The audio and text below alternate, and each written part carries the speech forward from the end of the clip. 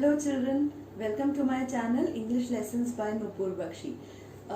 Children, you remember that in the first two videos we had understood the poem Ode to Autumn. This is the last stanza of the poem, and I hope you have understood the first two stanzas. So this stanza here, the poet is trying to say that every season has its own beauty. So if we think that winter or rainy season is the only season which is beautiful, it's not like that. The poet is trying to show us the importance of each and every season, and through this stanza we'll understand how. So where are the songs of spring? Aye, where are they? Think not of them, thou hast thy music too, while barred clouds bloom the soft dying day and touch the subtle plains with rosy hue. Then in a watchful choir the small gnots mourn, among the river swallows borne aloft or sinking as light wind lives or dies, and full grown lambs loud bleat from hilly bourne. Hedge crickets sing, and now with treble soft the red-breast whistles from a garden croft, and gathering swallows twitter in the skies. Now here the poet is asking everyone that oh, I cannot hear the song of spring. I cannot even think about the spring season because I'm so in love with this autumn season, and I am enjoying this part of the year very much. And where are the songs of the spring? I cannot remember them. I cannot think of them right now because I am in so much of an awe with this season that I cannot think of any other season. Think not of them, thou hast thy music too. You have your music too. Thou is you have your music too. Autumn, you have your own music. You have your own speciality. While barred clouds bloom soft dying day. So now you know that after this the winter season is going to come and the sky is going to be faded. It's going to be grey, it's going to be dull, it's going to be winter. So, and touch the subtle plains with rosy hue. And now this dying sun. Why dying sun? Because from now onwards, when the winter begins, the brightness of the sun is not going to be as bright as it is in the autumn season, which is at its peak. And that is why the poet is saying that now everything has turned red, and because the dying sun is red in color, so that hue, that shade of redness can be seen all around the place. Then in a watchful choir the small gnats mourn. Now what are gnats? It's like a mosquito.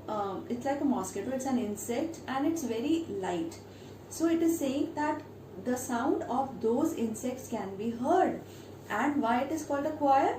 Choir is something, it's a group of people who sing. So that is why the poet is assuming that all the insects are singing. Okay, they are in a choir together.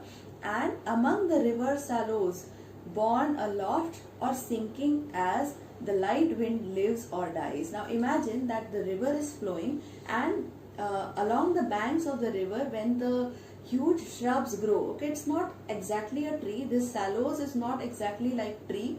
It's a medium length shrub. It's not a shrub, it's not a tree, it's in between. So it grows around the river, and these gnats, these insects are on these trees, okay, and they are so light that when the wind is blowing and when the wind is blowing up, they rise, and when the wind is low, the speed is low, they die in the sense they are down. Okay, so borne is they are along with the wind, borne aloft or sinking.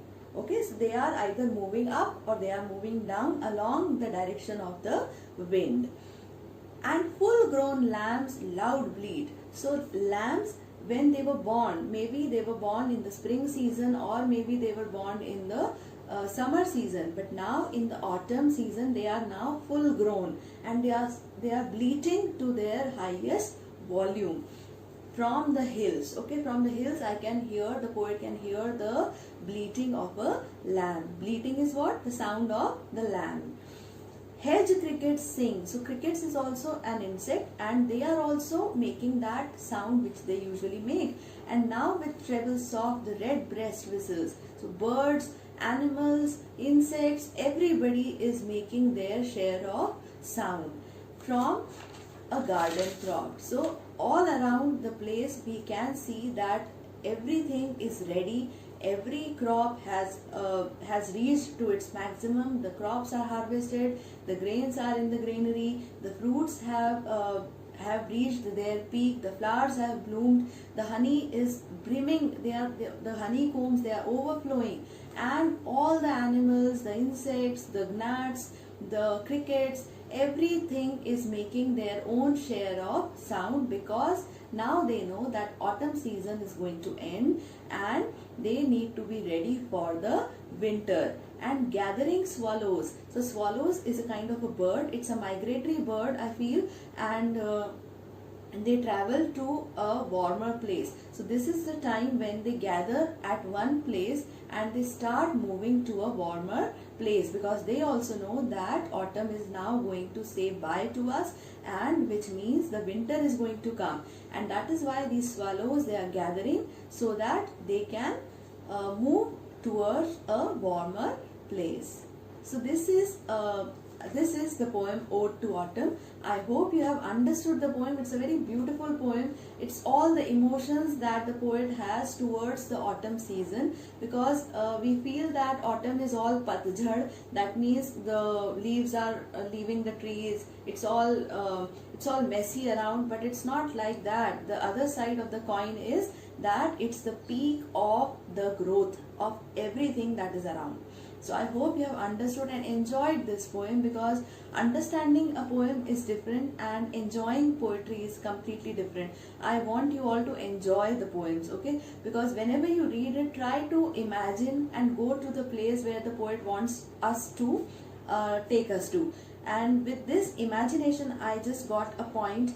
This poem is full of imagery. Now imagery is when the poet feels that, when the poet wants that the person who is reading the poem should also imagine or should also see what the poet is trying to explain. So sometimes when a person is speaking, we just understand the literal meaning of the words, but when it is imagery, the words make us imagine those things that are written in the words. So if I say a beautiful garden with full bloomed flowers, maybe you have imagined a beautiful garden. So that is the imagery, and this poem is full of imagery. So just imagine and enjoy this poem. Thank you everyone. If you have any doubts, just write it in the comments section and I'll try to clear it out. Thank you.